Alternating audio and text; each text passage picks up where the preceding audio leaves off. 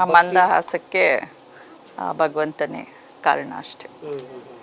ನಮಗೂ ಅಷ್ಟೇ, ನಮಗೂ ಗೊತ್ತಿರಲಿಲ್ಲ, ಎಲ್ಲ ನೋಡಾಗಿದೆ, ಎಲ್ಲ ಜೀವನದಲ್ಲಿ ಏನೇನು ನೋಡ್ಬೋದೋ ಎಲ್ಲ ನೋಡಾಗಿದೆ. ನಾನು ಬೇಸಿಕಲಿ ಇಂಜಿನಿಯರು, ಕಾರ್ಪೊರೇಟಲ್ಲಿ ಕೆಲಸ ಮಾಡಿ ಎಷ್ಟೋ ಕಂಟ್ರಿಗಳನ್ನ ಸುತ್ತಕೊಂಡು ಬಂದವಳು. ಆದರೆ ಯಾವುದೋ ಕಾರಣಗಳಿಂದ ನಮಗೂ ಬ್ಲ್ಯಾಕ್ ಮ್ಯಾಜಿಕ್ಕು ಅಥವಾ ನಮ್ಮ ಕರ್ಮಗಳು ಗೊತ್ತಿಲ್ಲ, ಏನೇನು ಅನುಭವಿಸ್ಬೇಕೋ ಎಲ್ಲನೂ ಅನುಭವಿಸ್ತಾ ಬಂದಿದ್ವಿ. ಎಲ್ರಿಗೂ ಇರುತ್ತೆ ನಮ್ಮ ಕರ್ಮಗಳು ಅಥವಾ ಏನೋ ಕೆಟ್ಟ ಕಣ್ಣುಗಳೋ ಏನೋ ಗೊತ್ತಿಲ್ಲ. ಆದರೆ ಇತ್ತೀಚೆಗೆ ನಮಗೆ ಗೊತ್ತಾಗಿದ್ದು ಗುರುಗಳು ಒಂದು 6 months ಆಗಿರ್ಬೋದು. ಚಂದ್ರಶೇಖರ್ ಗುರುಜಿ.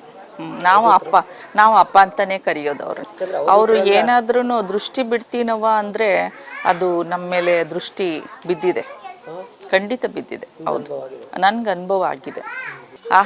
ಅದು ಯಾವಾಗ ನಮ್ಮನ್ನು ಯಾವ್ಯಾವ ದಾರಿ ಕರ್ಕೊಂಡೋಗುತ್ತೋ ಗೊತ್ತಿಲ್ಲ. ಇಂಜಿನಿಯರ್ಸ್ ಓದ್ಬಿಟ್ಟು ನಾವು ಬರೀ ಇದರಲ್ಲೇ ಕೆಲಸ ಮಾಡಬೇಕು ಅಂತಿಲ್ಲ. ಆಧ್ಯಾತ್ಮಿಕ ಜೀವನ ಕೂಡ it's a part of engineering ಅಂತಲೇ ನಾನು ಬಿಲೀವ್ ಮಾಡಿದ್ದೀನಿ.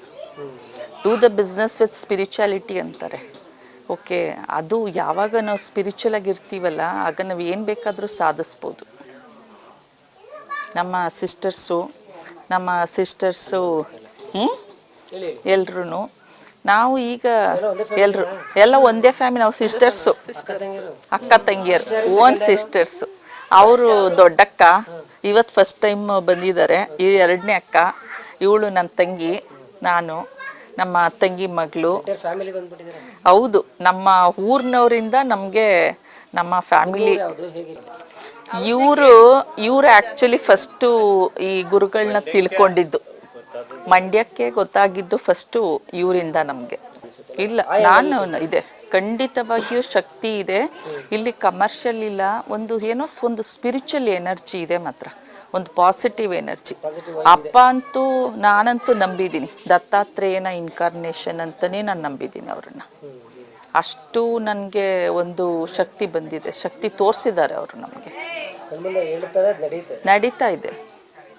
ಏನು ಹೇಳಿದ್ದಾರೆ ಅದನ್ನು ಸ್ವಲ್ಪ ಏನಾದ್ರೂ ಅಯ್ಯೋ ಬಿಡೋ ನಾವು ಒಂದು ಸ್ವಲ್ಪ ಚೇಂಜ್ ಮಾಡೋಣ ಅಂದರೆ ಅದು ನಡೆಯಲ್ಲ. ಅದು ಅಪ್ಪ ಏನು ಹೇಳಿದಾರೋ ಹಂಗೆ ನಡೆದ್ರೇ ಅದು ಸಕ್ಸಸ್ ಆಗೋದು.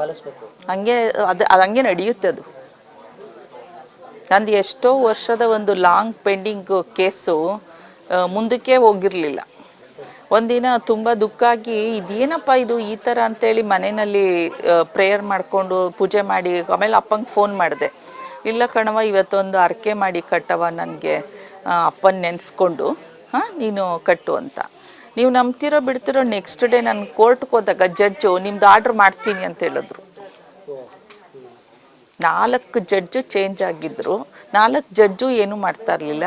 ಆಪೋಸಿಟ್ ಅವರು ದುಡ್ಡು ಕೊಟ್ಟು ಕೊಂಡ್ಕೋತಾ ಇದ್ರು. ಈಗಲೂ ನನ್ನ ಅಡ್ವೊಕೇಟ್ನ ಕೊಂಡ್ಕೊಂಡಿದ್ರು ಜಡ್ಜ್ ನನ್ನ ಪರ ಆರ್ಡ್ರ್ ಮಾಡಿದ್ರು. ಮಿರಾಕಲ್ ಅದು ನನಗೆ ಮೈ ಜುಮ್ಮಂತ ಇದೆ. ಏನಪ್ಪ ಮಾಡೋದು ಈಗ, ಅವ್ರು ದುಡ್ಡಿರೋರು ಆ ಕಡೆಯವರು ದುಡ್ಡು ಕೊಟ್ಟು ಕೊಂಡ್ಕೊಳ್ತಾ ಇದ್ದಾರೆ ಅಂತ. ಆದರೆ ಅದು ನಮಗೆ ಅದು ಅನುಭವ ಆಯಿತು. ನನಗೆ ಎಳೆಯುತ್ತೆ ಹಂಗೆ ಮನಸ್ಸು. ಆದರೆ ತುಂಬ ದೂರ ಇರೋದ್ರಿಂದ ಸ್ವಲ್ಪ ಇದು. ಬಟ್ ಅವರು ಫೋನ್ನಲ್ಲಿ ಕೂಡ ನಮಗೆ ಆಶೀರ್ವಾದ ಮಾಡ್ತಾರೆ.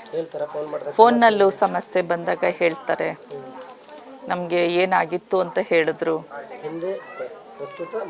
ಹಿಂದೆ ಏನಾಗಿತ್ತು ಎಲ್ಲ ಹೇಳಿದ್ರು. ಅದಕ್ಕೆ ಒಂದು ರೆಮಿಡಿನೂ ಸಿಕ್ತು ನಮಗೆ, ಇಲ್ಲಿ ಸೊಲ್ಯೂಷನ್ ಕೊಟ್ಟರು ಅಪ್ಪ ಏನು ಮಾಡಬೇಕು ಅಂತ.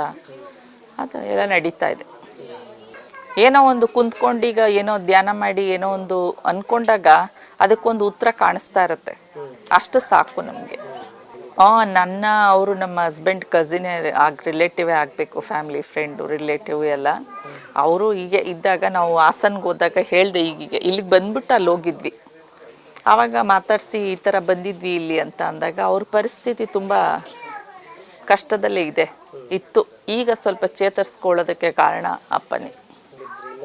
ಏನು ಗೊತ್ತಾ, ಎಲ್ರೂ ನಂಬಿಕೆ ಇಟ್ಟು ಅವ್ರ ನಂಬಿಕೆ ಮೇಲೆ ಡಿಪೆಂಡ್ಸು.